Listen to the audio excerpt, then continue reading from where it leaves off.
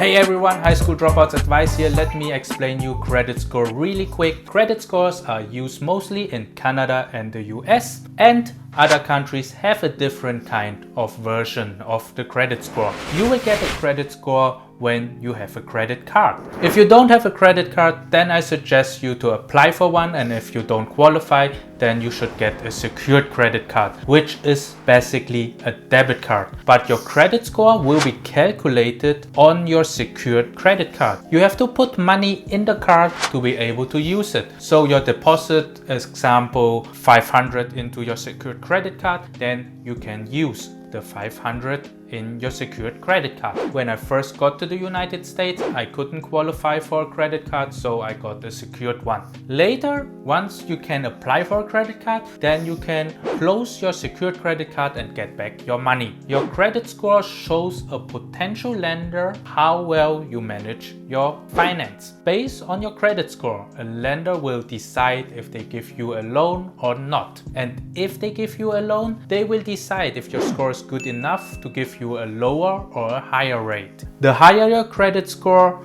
the better the rate will be, because when you have a high score, they will most likely get their money back. When your score is low, the risk involved in giving you the money is higher, so they need to charge you more interest to balance out their risk. The most common credit score used is FICO. Then there are 3 big credit bureaus which try to simulate your credit score close to the ones FICO has. And many lenders use the average of the 3 credit bureaus, which are called TransUnion, Equifax, and Experian. You can use creditkarma.com and see your credit score. There's a common misconception that when you don't use your credit cards, that your score is going up. This is not true. Lenders and credit cards companies want to see that you are using their product or using their loan, but you are also on time to pay it back. They want to see that you use a certain amount of their credit limit, and they want to see that you are paying this back on time. Then this will prove them that you are responsible with your money. But I also need to tell you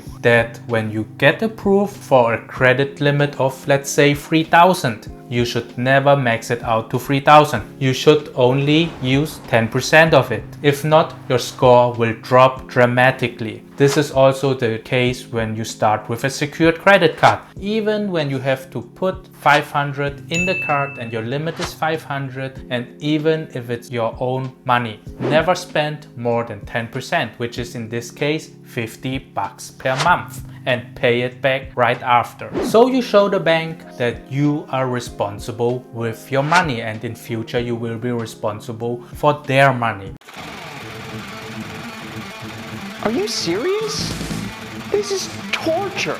You're torturing me and everyone else watching. If you have your card maxed out, then your score will drop, because other lenders won't give you a loan because you still have to pay off your loan with your credit card or the other servicer first. Please subscribe to my channel when you think this video is helpful, because it will help me and the YouTube algorithm. Just click on the button right here.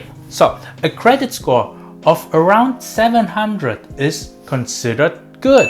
And with a credit score above 750, you can qualify for the best rates, and you don't need a score over 800 or a perfect score of 850. A credit score is, in my opinion, one of the most important things in the United States. It does not matter if you want to buy a house, a car, get a loan to make investments, get a loan to start businesses, or anything else, or everything in between. Everything is related to your credit score. When your score is good, you get a loan and you can use it to buy a rental property, which produce passive income for you. If your score is bad, then you won't have this opportunity. So the first thing I teach to become financial free is to get a high credit score first. Let me mention a couple tricks at the end of this video how you can bump up your credit score. You can apply for several credit cards at several banks. Your score will determine how likely you will qualify. Let me show you an example over here. This is my account at Credit Karma. You can see the likelihood if I would qualify for the credit cards mentioned here.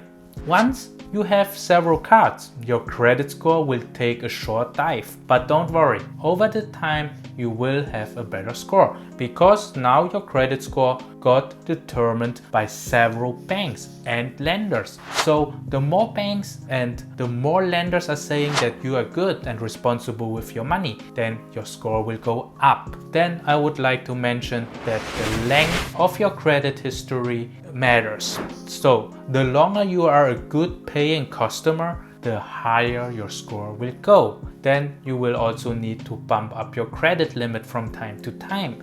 Tell the bank that the limit is too low and you would need a little more limit to use your card more frequent. Of course, this is what you only tell the bank. Put the money in the bag! Put it in! You have already maxed out your credit limit, sir.